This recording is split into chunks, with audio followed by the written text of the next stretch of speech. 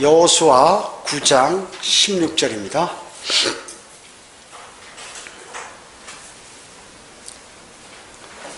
이제 여부수인들과의 관계에 관해서 이렇게 말씀하고 계십니다. 16절입니다. 이스라엘이 그들과 더불어 조약을 맺은 후 3일이 지나서 그들이 자기들의 이웃이었음과 그들이 자기들 가운데 거한다는 것을 들으니라.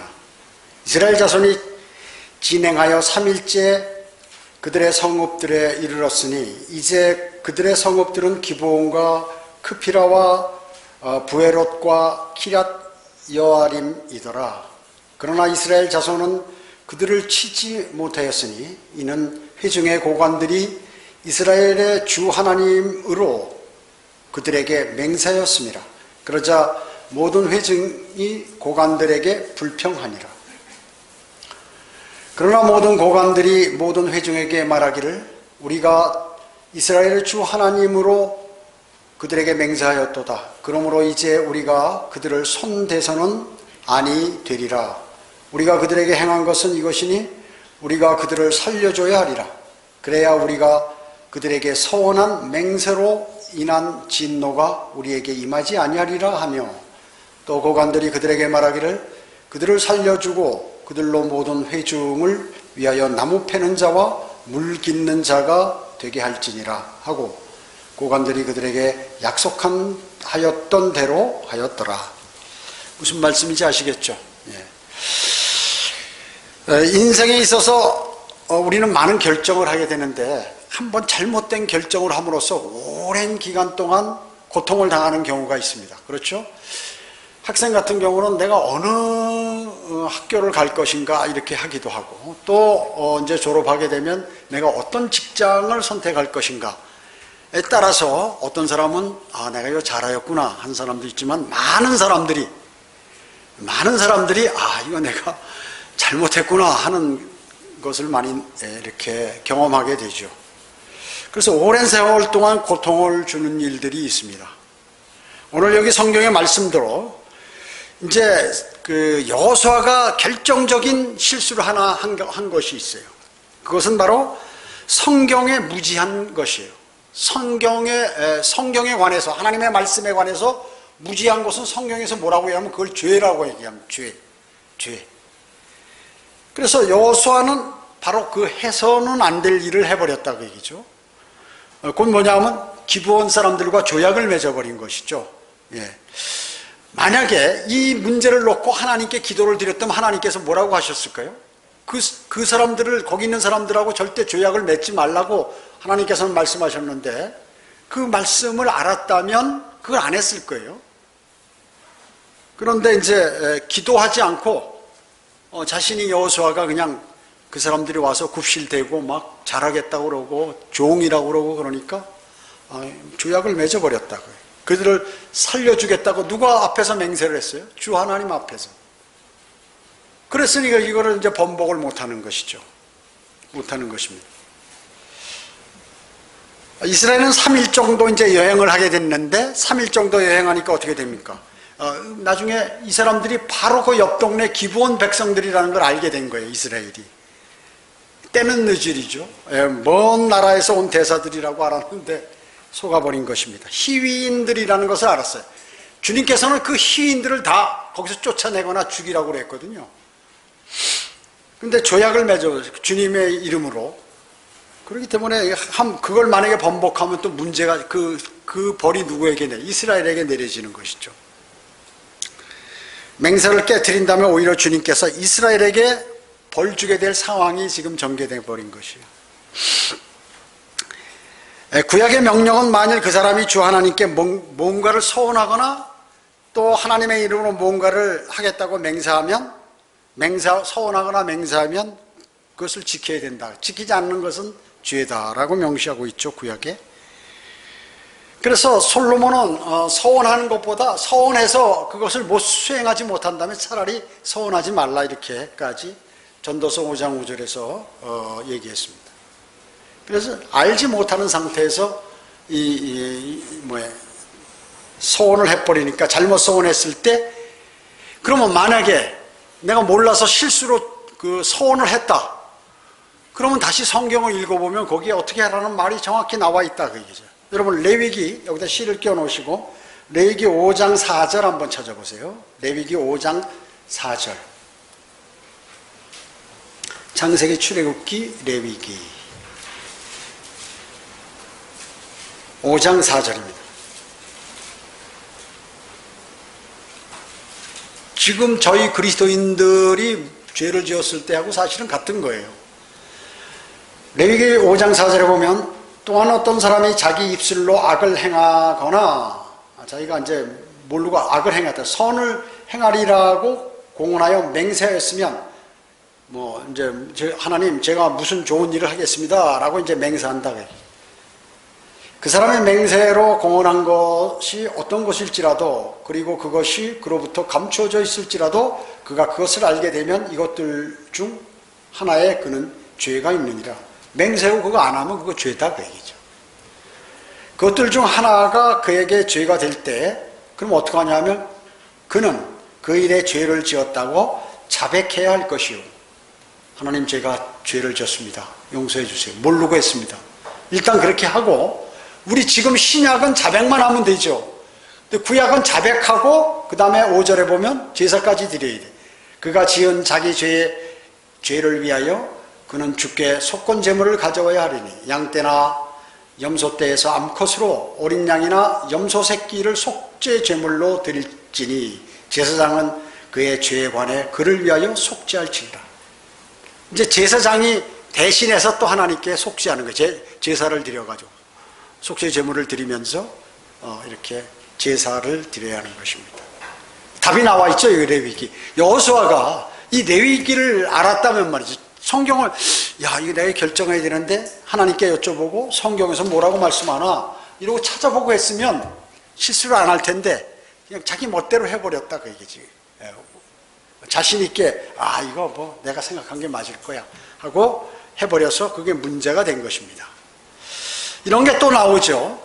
재판관기 11장에 보면 재판관 입다가 있습니다. 그래서 이제 여기 암몬 자손들과 전쟁에서 이겨가지고 돌아오면 나를 제일 먼저 우리 집안 먼저 반겨 맞는 그 사람을 내가 하나님께 제물로 드리겠다고. 이 사람이 성경을 모르는 사람이에요.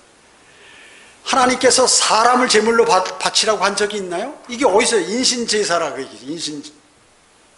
이것은 암몬 자손들이 하던 짓이에요. 그 암몬 자손들하고 싸우는데 입다가 그 주변에 있는 사람의 영향을 받아가지고 내가 전쟁에 치르고 나가서 우리 집 왔을 때 돌아올 때 가장 나를 먼저 반겨맞는 사람을 내가 하나님께 제물로 드리겠다고. 그때 이제 탬버린을 들고 자기 딸이 말이죠. 제일 사랑하는 딸이 나타나서 반기는 거야. 괴로웠겠죠. 그런 건 이제 자세히 나와 있어요. 뭐 이제 그러니까 딸도 내가 죽긴데 얼마간 시간을 달라 해서 뭐 이렇게 시간을 갖고 하죠. 그럼 나중에 이제 실제 제물로 하나님께 드렸다.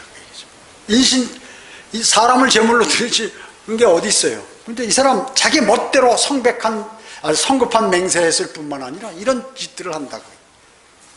이게 왜 이런 일이 벌어질까요? 만약에 자기가 잘못 맹세해도 지금 레위기 5장에 있는 것 같은 이 말씀에 근거해서 했으면 되는데 그냥 한번 맹세했다고 그게 죄라는 걸 그것만 알아가지고 그냥 자기 딸을 죽여가지고 그렇게 사랑하는 딸을 죽이면서 그렇게 한다고. 그 하나님께서 그거 받으시겠어요? 사람 재물 그런 말씀이 나오지도 않는데 그 자기 생각에 의한 거죠. 예. 자, 이런 끔찍한 일들이 벌어지는 것이에요. 그렇기 때문에 뭐예요? 성경을 알아야 된다. 성경을 알아야 된다. 그래서 이 여호수아 9장에서 우리가 알아야 할 것은 뭐냐면 두 가지가 있는데 하나는 여호수아가 기도하지 않았다는 것이고 두 번째는 또 뭐예요? 그가 무지하다는 거. 하나님의 말씀에 관해서 모른다는 거. 말씀을 모르기 때문에 이 내용이 성경에 어디에 나와 있나 하고 찾아봤어야 되는데 그걸 안 했다 그 얘기죠. 그래서 문제가 돼버린 것이죠. 그걸 우리에게 알려주는 것이에요. 여러분에게 무슨 일이 생겼을 때 여러분 반드시 하나님께 여쭤보고 쉬운 일이든 큰 일이든 작은 일이든 주님께 여쭤보고 그리고 상의하고 그래도 잘 안 되면 또 하나님 말씀에 뭐 그런 게 안 나와 있나 찾아보고 이렇게 해야 되는 것이죠. 그게 교훈인 것입니다. 여러분 어땠어요? 만약에 여러분들이 성경을 몰랐어, 성경 내용을. 그래가지고 여러분이 죄를 지었을 경우 그 죄에 해당될까요? 안 되고 벌을 받을까요? 안 받을까요? 어떻습니까? 나는 지금 하나님께서 하신 말씀을 내가 몰랐다 하고 하나님께서 그렇게 하지 말라는데 몰라가지고 그렇게 했다 그 얘기죠. 그러면 벌이 죄가 될까요? 안 될까요? 죄가 됩니다. 벌을 받습니다. 자기가 몰라도. 그렇잖아요? 여러분 교통경찰관이 내가 차를 타고 막 가다가 거기가 무슨 이렇게 우회전 금지라든지 이런 걸 잘 못 보고 그냥 달렸다 그 얘기죠. 또 신호등을 잘못 보고 그냥 휙 지나갔어요. 사람도 없고 한데 호가 휙 불면서 차 대라고 그러는데 전 못 봤는데 죄송합니다. 내가 위반하려고 그런 게 아니라 못 봐서 그렇다고. 그래서 딱지를 끊는 거 아니에요?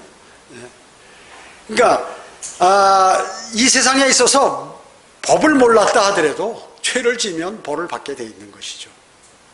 그래서 그것을 죄인지 아닌지 알아야 할 책임은 자기에게 있는 것이에요. 대단히 중요한 것입니다, 이것이요. 그래서 자신이 모르는 것에 대해서 책임지지 않으려고 성경을 안 읽는 사람이 있어요. 그 어리석은 사람이지. 안 읽는다고 그게 죄가 안 되는 게 아니야. 여기서 하면 되는 거예요. 그러면 만약에 죄를 지었다. 어떻게 해요? 죄를 자백해야지, 그리스도인은. 주님, 제가 모르고 그랬습니다. 제가 무식해가지고 성경을 모르고 또 제가 너무 성격 급하게 이 세상 물이 아직 다 빠지지 않아서 주님께 여쭤보지 않고 내가 선뜻 내 판단대로 했습니다. 용서해 주십시오. 주님께서 좀 도와달라고. 이렇게 자백을 하면 끝나는 건데 자백을 안 해요, 그리스도인이. 그러면 어떻게 될까요? 징계가 내리지. 징계가 내려요. 그때 안 내렸으면 다음에 또 한 번 죄를 졌을 때 그것까지 합해서 한꺼번에 징계를 내리실 수도 있고 그때 징계를 내리실 수 있고 그건 하나님 마음이시니까 그런 경우가 있다 그 얘기죠. 그래서 그리스도인은 그것을 잘 알아야 돼요. 영적 감각이 좀 예민해야 돼, 그리스도인은. 세상 사람들은 어때요? 영적 감각이 없어요. 그렇기 때문에 이게 죄인지 아닌지 잘 구분이 안 돼. 그러니까 막 사는 거예요, 인생을. 막 사는 거예요. 그게 뭐예요? 법 없이 막 사는 사람을 뭐예요? 미개인이라고 그래요, 미개인. 그래서 여러분들이 세상 사람들을 보면 사실은 세상 사람들은 미개인이야. 왜? 하나님의 법을 잘 모르니까. 모르니까 그런 것이에요. 그러면 모른다고 안 걸려드냐? 다 걸려든다 그 얘기죠. 몰라도 걸려드는 것입니다. 나 주님 몰라서, 예수 그리스도를 몰라서 누가 나한테 말도 안 했습니다. 그거 해당 안 되는 것이에요. 십자가 사건이고요. 다 알려졌어요. 교회도 많고 성경도 있고 다 있어요. 선교사도 있고 다 있기 때문에 안 들었다고 말면 설사 안 들었다. 그러면 이 자연 환경을 보면 하나님 계신 거 다 아는 것이에요. 해 뜨고 지는 거, 바람, 폭풍, 눈 오는 거, 그 다음에 회오리 바람, 그리고 홍수, 이런 것들. 그런 거 나는 것들 보면 아는 것이죠. 그리고 위험할 때 자기도 모르게 하나님 나 살려주세요 하는 말 나오는 거 보면 다 그 양심에 하나님께서 다 기록해 놓으셨기 때문에 안다 그 얘기죠. 그렇기 때문에 대단히 맹서를 통보한 기브온과 맺은 조약을 역시 마찬가지로 사울 왕도 이것을 어겼어요. 한번 찾아볼까요? 사무엘하 21장 2절. 사무엘하 21장 1절 2절. 창세기, 출애굽기, 레위기, 민수기, 신명기, 여호수아, 재판관계, 룻기, 사무엘상, 사무엘하 앞쪽이죠. 자, 사무엘하 21장 1절에 보면 그 후 다윗의 때에 해를 거듭하여 3년간 기근이 있어. 다윗 때 3년간 기근이 있다 그 얘기죠. 그래서 다윗이 주께 물어봤어요. 물으니라 주께서 대답하시기를 이 기근은 사울과 피 흘린 그의 집 때문이니 이는 그가 기브온인들을 죽였음이라 하신지라. 죽이지 말고 조약을 맺었잖아요. 근데 이걸 잃어버리고 죽였다 그 얘기죠. 사울 왕이요. 상당한 기간이 흘렀는데. 자, 그래서 이 왕이 기브온인들을 불러. 그래서 이제 다윗 왕이 기브온인들을 불러서 그들에게 말하였더라. 그때 기브온인들은 이스라엘 자손에 속하지 아니하고 아모리인들이 남은 자에 속하였더라. 이스라엘 자손이 그들에게 맹세하였으나 사울이 이스라엘과 유다 자손들을 향한 그의 열심으로 그들을 죽이려 하였더라. 그걸 사울이 몰랐다 그 얘기죠. 아주 자기 백성을 사랑하고 적들을 적개심에 의해서 그 일을 행했기 때문에 3년간 기근이 왔으니까 어떻게 굶어 죽은 사람 많았겠죠. 병들어 죽은 사람도 있고 굶어 죽은 사람도 있고 그 대가를 지불받은 거예요. 왕이 잘못했는데 백성들이 전부 그래요. 왜? 이스라엘은 집단적으로 그렇게. 또 아칸이 죄를 지면 어떻게 물건을 훔쳤는데 전쟁에 패하잖아요. 이것이 유대인과 또 이스라엘 사람들과 이방인들과 그리스도인을 따로 대하시는 방법이 다르다 하는 것을 우리는 안다는 얘기죠. 그리스도인은 어때요? 각 개인별로. 그래서 자기 아버지가 목사라고 뭐 천당 가는 게 아니에요. 하늘나라 가는 게 아니야. 우리 복음 전하다 보면 우리 아버지 목사입니다. 우리 아버지 장로입니다.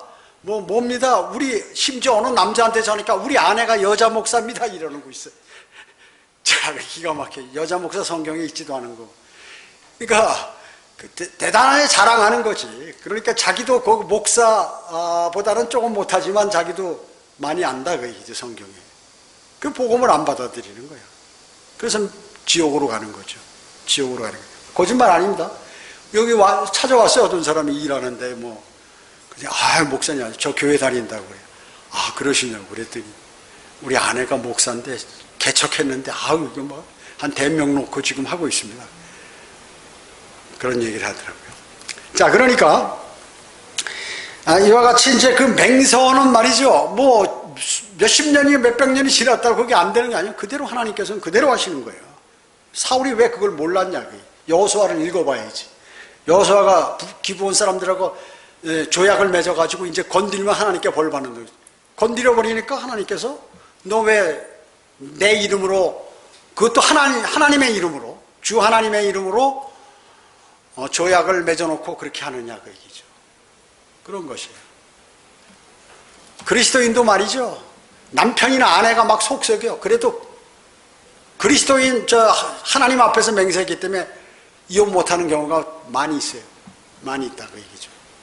그러니까 모든 것들을 하나님께 한번 그렇게 하면은 그걸 지키도록 노력해야 된다. 혹시 그래서 만약에 위반했다 그러면 빨리 자백하고 그걸 털어내야 돼. 주님께서 응답을 주실 때까지 자백해야 돼. 한번 탁 하고 막 건성으로 그냥 자백하면 하나님께서 안 들어주세요. 마음을 다해서 혼을 다하고 힘을 다하고 마음을 다하고 생각을 다하여 주님께 부르짖어야 된다 그 얘기죠. 자, 이 문제를 해결하기 위해 다윗은 기브온인들의 요구를 들어주었고 그렇게 해서 하나님의 진노 그 하나님께서 내리실 그 재앙을 종식시킬 수 있었다는 것이죠. 여러분 사무엘상 그 앞에 말고 사무엘상 14장 24절 한번 찾아봐요. 14장 24절. 요거는 이제 사울이 또 이제 사울과 요나단의 아들 요나단의 이스라엘의 초대 왕이죠. 사울은 두 번째 왕이 다윗, 세 번째 왕이 솔로몬. 근데 이건 이제 초대 왕 사울과 그 아들 요나단과의 관계. 여기 14장 24절에 보면 그날에 이스라엘 사람들이 곤비하였으니 이는 사울이 백성에게 맹세시켜 말하기를 저녁 때 즉 내가 내 원수들에게 복수하는 그때까지 어떤 음식이든지 먹는 자는 저주를 받으리라. 뭐예요? 사형에 처하겠다고 얘기죠. 하였습니다. 그러므로 백성 가운데 음식을 맛본 자가 아무도 없더라. 그런데 이제 27절에 보면 그 명령을 하달할 때 요나단이 그 자리에 없었어요. 다른 데서 전쟁하다가 이제 요나단은 못 들었죠. 27절에 보면 그러나 요나단은 그의 아버지가 백성에게 맹서로 당부했을 때 듣지 못하지라. 그가 자기 이제 막 배가 고프니까 전쟁 끝나가지고 자기 손에 있는 막대기 끝을 벌집 안으로 밀어넣어 그의 손에 입을 대니 그의 눈이 밝아졌더라. 벌꿀을 발견하고 벌꿀을 막대기로 찍어가지고 먹었다 그 얘기죠. 이제 그 사실이 알려졌어요. 그래가지고 어떻게 해요? 사울이 즉시 맹세했기 때문에 죽이려고 하니까 사람들이 뭐예요? 그 백성들이 전쟁에 이겼기 때문에 그러지 말라고 막 말려가지고 억지로 살았어요. 그런데 그렇게 맹세해놓고 그걸 지키지 않았죠. 지키지 않았으면 하나님께 죄송합니다. 제가 이렇게 해서 됐습니다 하고 해야 되는데 그런 것도 전혀 없어. 그냥 훌떡 지나가 버린다 그 얘기죠. 또 이거 32절에 보면 백성들이 탈취물로 손살같이 달려가서 양과 소와 송아지를 취하여 그것들을 땅 위에 잡아 핏째 먹더라. 율법 전이나 율법 하나 교회 시대나 짐승을 핏째 먹으면 안 되잖아요. 성경에 금지되어 있죠. 여러분 선지 그냥 날걸로 먹으면 안 돼. 그래서 저는 과거에는 모르고 소고기 회인가 뭐 이런 것들 뭐 이런 거 피하고 섞인 거 뭐 이런 것들도 막 먹고 그랬잖아요. 그게 좋다고 남자들 뭐 그래가지고. 그러니까 나중에 알고 보니까 핏째 먹으면 이게 죄라는 것을 알았어요. 죄를 자백케 했죠. 나중에 모르고 했으니까 죄를 자백드린 거예요. 이런 일이 있으면 이제 그 알고 있는 왕이 말이죠. 하나님께 제사를 드리고 자백을 하고 제사를 드리고 난리를 쳐야 되거든. 근데 그냥 모른 척 해버리고 말이죠. 그냥 위험해야 그냥 지나가 버린다 그 얘기죠. 백성들이 이 핏째 먹는 거 위반한 사람 탓으로 돌려버리고, 그리고 사울은 맹세하고도 여전히 회개나 자백이나 뭐 이런 거 전혀 안 했다 그 얘기죠. 그러니까 하나님께서 어떻게 해요? 사울에게 그대로 갚으신 거죠. 그래서 요나단, 자기 아들 요나단과 함께 사무엘상 31장에서 하나님께서 그를 죽이신 거예요. 죽게 되죠. 거기서. 이런 일이 벌어진 것입니다. 그래서 성경에 몰랐다는 변명을 못하도록 성경에 두 개의 명령을 이렇게 기록해 놓으신 것이에요. 하나는 뭐냐 하면 찾지 마시고 요한복음 5장 39절 지난주에 설교했죠. 성경을 상고하라. 이는 너희가 성경에 영생이 있다고 생각함이니 그 성경은 나에 관하여 증거하고 있음이라. 이렇게 말씀합니다. 그러니까 성경을 상고하라 하는 명령이에요. 이게. 근데 개혁성경에는 이 상고하라는 명령을 그냥 일반적으로 썼어요. 너희가 성경에서 영생을 얻은 줄 생각하고 성경을 연구하거니와 이 성경이 내게 대하여 증언하니라. 우리는 어떻게 성경을 상고하라. 딱 명령이에요. 이거 명령. 상고가 뭐예요? 눈을 부릅뜨고 찾아보라 그 얘기죠. 지금 내 상황이 어디에 있는지 찾아보라 그 얘기죠. 명령입니다. 이걸 안 한 거예요. 이걸 꼭 기억해야 돼, 그리스도인은. 또 하나의 명령은 뭐예요? 디모데후서 2장 15절 내가 진리의 말씀을 올바로 나누어 자신이 하나님 앞에 부끄럽지 않은 일꾼으로 인정받도록 공부하라. 이렇게 말씀하셨어요. 명령이죠. 공부하라. 이거 명령. 그래서 여러분 그 명령에 의해서 지금 공부하시는 거예요. 경배 드리기 전에 평일날 괜히 사람들 모아놓고 막 성경 공부한다고 난리치고 그런 게 아니라 주의 첫날 그냥 한꺼번에 촥 해서 경배 드리기 전에 하나님의 말씀을 마음속에 담고 경배를 드린다 그 얘기죠. 자, 그런데 이 개혁성경에는 그 나누어를 분별하여 우리는 이렇게 세대별로 나누어서 하라는 거죠. 이렇게 경영방침이 세대별로 다 주님께서 성경에 다르게 기록해 놓으셨기 때문에. 그런데 분별, 이게 맞는지 틀리는지 분별하라는 내용으로 해놓고, 그리고 공부하라는 것을 힘쓰라, 하나님께 드리기를 힘쓰라, 이렇게. 그 공부하라는 명령이 없어요. 즉 하나님의 명령을 빼서 그 성경에 빼버리기 때문에 사람들이 그 명령을 지키지 않는 거예요. 그 개혁성경이나 개혁개정판대로 하면은 그건 하나님께 징계를 받거나 또 지옥에 가거나 멸망으로 갈 수밖에 없게 성경에 기록되어 있어요. 그렇게요. 그래서 가장 중요한 명령, 그리스도인에게 이 두 가지를 이 개혁과 개혁성경, 개혁개정판에서는 그냥 제거시켜버렸다. 그 얘기죠. 누가 했을까요? 사탄이 정확하게 알고 빼버린 것이에요. 누구를 통해서? 사탄의 사람들을 통해서 빼버렸다. 그러니까 사탄의 사람들이면 그게 사탄의 사람인 줄 사람들이 인식할까요? 못하죠. 사람은 못해요. 그렇기 때문에 마귀가 능력이 있다는 거죠. 그죠? 진짜 교회인지 가짜 교회인지, 가짜 성경인지 진짜 성경인지 이거 구분하는 것도 아무나 아는 게 아니죠. 영적인 눈을 갖고 있어야 아는 거예요.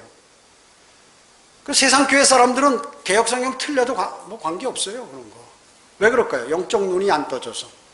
여러분은 왜 그걸 틀린 걸 발견했을까요?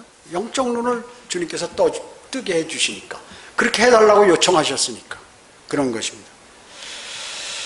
그래서 변개된 성경을 상고하라는 말씀도 없고 또 공부하라는 그 명령도 없고 이렇게 하기 때문에 그리스도인은 하나님께서 말씀하신 바를 알아야 하고 또 그 말씀에 순종해야 한다는 그 의무에서 자신을 자유롭다고 생각하는 거예요. 세상 사람들은 자유롭다고 생각하는 것이에요. 이 명령이 없으니까 뭐 읽든지 말든지 공부하든지 말든지 자유롭다 그 얘기죠. 자유롭다. 그러니까 재밌게 놀자 그 얘기죠. 교회에서. 그렇기 때문에 실제 행동도 그렇게 하는 거예요. 맨날 놀러 교회 오는 거야. 사업하러 교회 오고 놀러 교회 오고 뭐 사람마다 다 틀려. 연애하러 교회 오고 학생들은 무슨 무슨 복음성가라든지 무슨 이런 것들 이상한 음악들 있잖아. 아프리카 음악들. 또 이상한 사람을 홀리는 음악들, 정신없게 만드는 음악들, 이런 것들을 하고 악기 다루고 그러니까 좋아서 모이고 말이죠. 자기들이 하나님께 은혜 받은 줄 알고 손을 들고 난리 치고 말이죠. 드럼 치고 기타 치고 뭐 이러면서 춤추고 이렇게 하는 것이. 그것도 성령에 충만해서 그렇게 하는 줄 알고 착각하는 것이. 여러분 세계의 락가수라든지 무슨 이런 걸그룹이라든지 무슨 이런 사람들 성령 충만해서 하는 거예요. 그게 그 사람들이 예를 들어서 복음성가 부르면서 그렇게 춤춘다. 그게 성령 충만한 거냐 그 얘기죠. 그것을 교회에 도입해서 하는 것이. 이게 뭐야? 사탄이 교회가 성별되는 그것을 막아버리는 거죠. 교회에서 죄가 일어나는 것에 대해서 하나님 그 가짜 경배, 인신제사라든지 이방인들이 하는 것과 같이 이런 거 막 그 아프리카 토인들이 말이죠. 그 앞에 앞에서 이상한 그림을 얼굴에다 그리고 북치고 막 춤을 추고 나체 춤을 추고 이러면 자기 신들이 좋아할 거라고 이렇게 생각하는 이 인간적인 발상, 이거에 의해서 그걸 교회로 도입해가지고 써먹는다고 얘기죠. 뭘? 사람 모으게 하는데 써먹는다고 얘기죠. 그 하나님께서 가만둘까요? 계속 모여라, 한꺼번에 다 이제 멸망으로 던져버리는 것이죠. 그걸 목사도 몰라. 그러니까 묵인하는 거죠. 그렇게 하라고 자꾸. 좋은 거죠. 사람 많이 데려오니까 좋아서 그렇게 잘한다 하고 말이죠. 22절 보겠습니다. 다시 일로 가서 여호수아로 가가지고 9장 22절.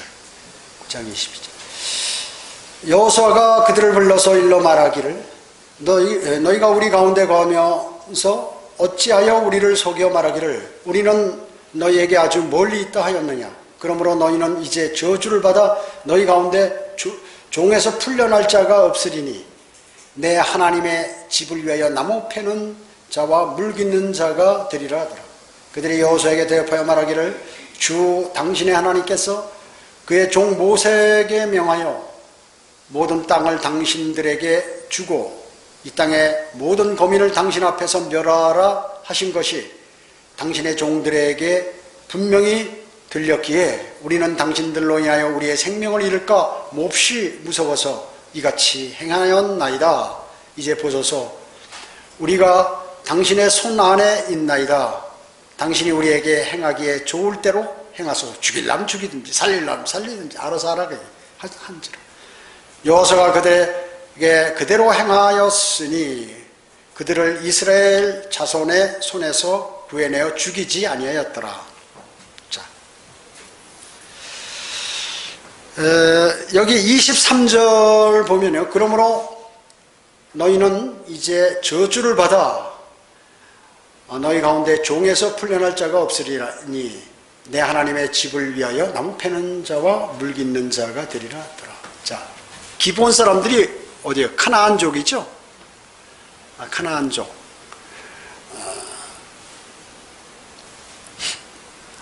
함족이죠. 함족. 그러니까 아프리카족 후손들이거든요. 예.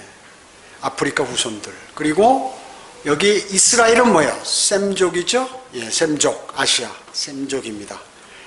이것이 바로 노아의 그 예언이 문자적으로 성취된 것입니다. 장세기 찾지 마시고 9장 25, 26절에 보면 말하기를 가나안은 저주를 받으리니 그가 그의 형제들에게 종들의 종이 될지어다 하고 또 그가 말하기를 셈의 주 하나님을 송축하리로다. 가나안은 그의 종이 되리라.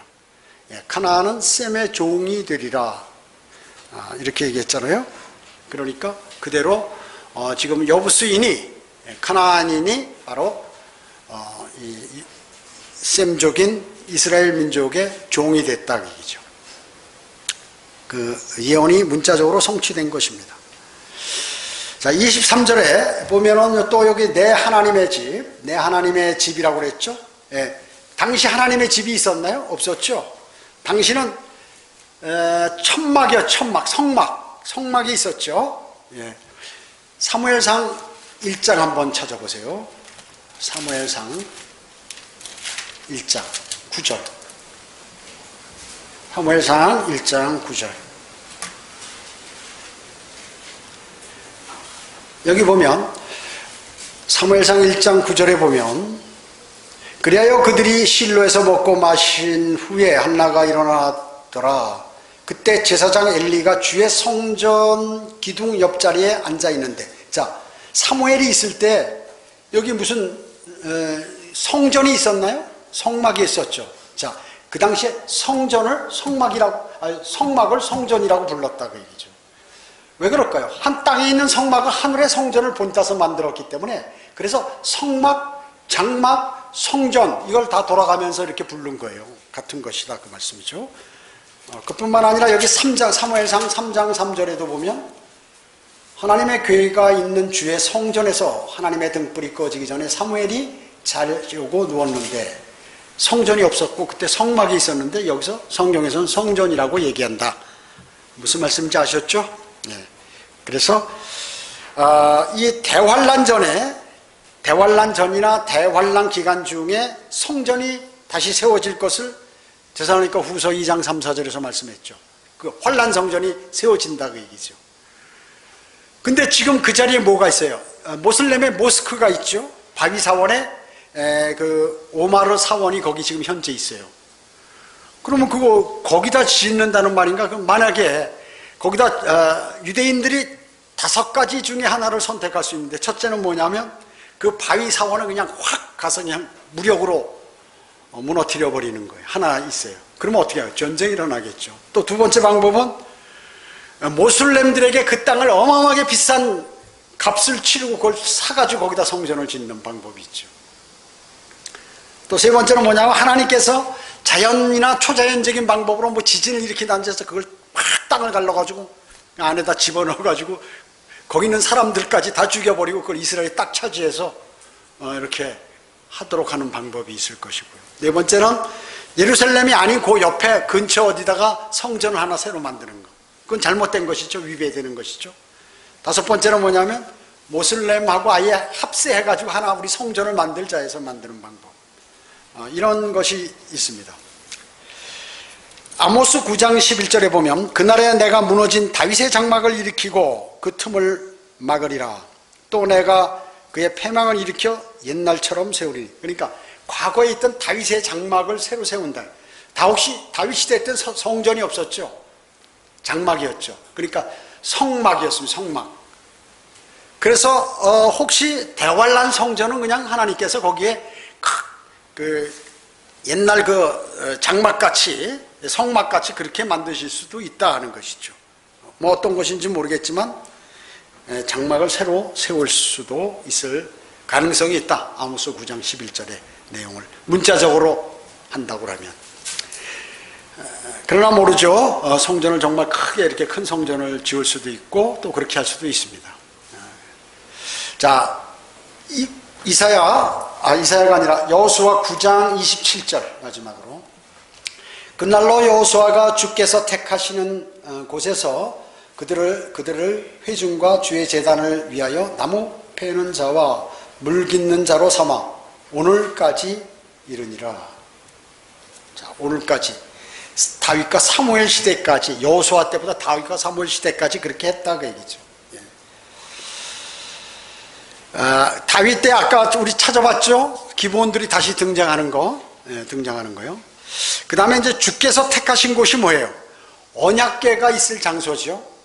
그것은 옛날에 실로의 성막이 있었는데, 과거에는 이제 기브온으로 왔고 예루살렘으로 다윗이 이제 완전히 옮겨서 거기다 이제 솔로몬이 성전을 짓게 되었죠. 그래서 시온산, 땅의 시온산 하면 그 예루살렘을 얘기하는 거예요. 하늘의 시온산도 있죠. 땅의 예루살렘이 있고 하늘의 새 예루살렘이 있고, 그렇게 주의 이름을 두기 위해서 예루살렘을 택하셔서, 시온산을 택하셔서 거기에서 영원히 사실 것이라고 이렇게 말씀하셨어요. 시편 132편 13, 14절에서 이렇게 말씀하셨죠. 그래서 재림 후에, 주님께서 이 땅에 재림하신 후에 위대한 왕의 도성 예루살렘에서 이제 통치하시는 것이죠. 다윗의 보좌에 앉으셔서 통치하시는 것입니다. 그러면 그때 다윗은 어디 가서 통치하느냐? 그러니까 다윗의 보좌에 앉으셔서 천년왕국 때 전 세계를 통치하시죠. 예수님께서, 예수 그리스도께서. 그러면 다윗은 어떻게 해요? 그 성막, 에스겔에 나오죠. 성전 그 앞쪽에 보면 이렇게 있는데 문지방이라고 이렇게 나오는데 거기도 높은 사람이 앉는 자리예요. 프린스, 영어로 프린스. 주님은 킹, 여기 프린스라는 용어로 사용해서 이스라엘을 통치하게 되죠. 다윗은 부활한 다윗은 천년왕국 때 이스라엘을 통치하게 된다는 것입니다. 자, 이 예루살렘은 그래서 하나님의 도성이죠. 그래서 현재 있는 이상한 사람들 들어와 있잖아요, 예루살렘에. 유대인도 있고 무슨 모슬렘도 있고 로마 카톨릭도 있고 무슨 그리스 종교도 있고 그거 다 내쫓아버리고 말이죠. 다 내쫓아버리고 거기 완전히 하나님의 도성으로서 준비를 하시게 된다 하는 것이죠. 그래서 우리가 교훈은 뭐예요? 거민들을 이제 그 여부수인들을 그대로 남겨놨잖아요. 하나님께서는 그들을 어떻게 전부 다 쫓아내거나 죽이라고 그랬거든요. 너희 같이 있으면 안 돼. 왜 그럴까요? 이방인들이 같이 있으면 이방인들은 누구를 섬겨? 말로만 하나님 섬기지. 이 기브온 사람들도 말로만 주님을, 하나님을 얘기하지 실제는 우상숭배자들이거든요. 그럼 우상숭배자가 들어오면 어떻게 되나요? 우상숭배자. 그리스도인이 자기 여자 결혼하려고 그러는데 우상 섬기는 사람하고 하면 어떻게 돼요? 자기도 나중에 믿음을 잘 지키기가 어려워. 또 남편도 마찬가지예요. 남녀 마찬가지예요. 공의. 그렇기 때문에 그리스도인들은 우리가 모를 때는 그렇게 결혼했지만 그리스도인이 된 후에는 그리스도인과 결혼해야 이 믿음의 평탄함을 유지할 수 있다 그 얘기죠. 그래서 하나님께서 그렇게 하지 말라니까 남겨둠으로 지금까지도 문제가 되잖아요. 그 안에서 지금까지도 여러 가지 문제들을 일으키는 것입니다. 그래서 우리가 그 교훈적으로 뭐를 얻을 수 있어요? 작은 죄라도 그걸 방심하면, 그것을 자백하거나 제거해버리지 못하면 어떻게 되나요? 그 죄가 나를 똘똘 말고 그게 쓴뿌리가 돼서 쫙 뿌리를 내려가지고 나를 쓰러뜨리는 것입니다. 그래서 죄는 뭐예요? 죄는 우리를 파멸로 인도하는 것입니다. 그래서 초전에 잘라버려야 돼. 옛날에 군대에서 훈련병들 하면 초전 박살하죠. 초전에 박살내서 아주 가루를 내버려야, 뿌리째 다 제거해버려야 죄는 해결을 봐야 돼. 내가 죄가 있다 그러면 그거 반드시 해결하고 하나님께 나와야 돼. 그래야 하나님께서 받아주시고 하나님께서 교제해 주시는 것입니다.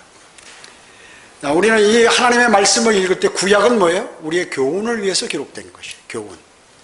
또 영적 교훈을 위해서 기록된 것이기 때문에 그냥 막연하게 기록해 놓은 것이 아니라 우리에게 교훈을 주는 그런 위대한 말씀입니다. 그래서 구약도 그리스도인에게 꼭 필요한 성경이다. 꼭 필요한 성경이다. 많은 그러한 사람들의 그 활동, 그리고 국가의 제국의 흥망성쇠, 또 하나님을 어떻게 잘 섬겼더니 그들이 어떻게 부응하고 하나님의 말씀을 위배하고 하나님 우상을 섬기고 하면 어떻게 비참하게 돼버리고 하는 사항들이 여기 다 기록되어 있어요. 그래서 우리에게 대단히 귀중한 말씀이다 하는 것입니다. 그래서 성경을 읽으실 때는 반드시 내가 여기서 교훈을 얻어야겠다. 하나님 저에게 필요한 말씀을 저에게 주십시오. 이렇게 기도드리고 하나님의 말씀을 읽으면 하나님께서 여러분에게 좋은 것을 발견하도록 해주시고 그걸 발견해야 돼. 그리스도인이라면 최소한 그것을 발견할 줄 알아야 된다는 것입니다. 기도드립니다. 전전능하시고 자비로우신 아버지 하나님 감사드립니다. 저희는 오늘 주님의 위대한 신 말씀을 통하여 하나님께 한번 약속하면 그 약속은 꼭 지켜야 되는데 만약에 부득불 못 지키게 된다면 그것에 관해 주님께 자백하고 드리고 용서함을 구해야 합니다. 함을 알게 되었습니다. 그뿐만 아니라 우리 가운데 죄가 있다면 그 죄를 반드시 제거하지 않으면 그 죄가 자라나서 우리 자신을 쓰러뜨린다는 사실을 알게 되었습니다. 주님의 위대하신 말씀은 정말로 영원 무궁토록 변하지 않고 진리이십니다. 이 진리의 말씀을 저희가 마음에 담는다는 사실은 그 무엇보다도 중요하고 세상의 그 어떤 일보다도 꼭 필요한 것이기 때문에 저희는 주의 첫날 하나님의 말씀을 공부하고 또 설교를 듣고 성도 간에 교제하고 주님을 찬양하고 주님의 위대하심을 늘 모두가 찬양하는 그러한 귀중한 날을 또 경배 시간을 갖게 됩니다. 오늘 하루를 주님께서 관장해 주시옵길 바라며 주 예수 그리스도의 이름으로 기도드립니다. 아멘.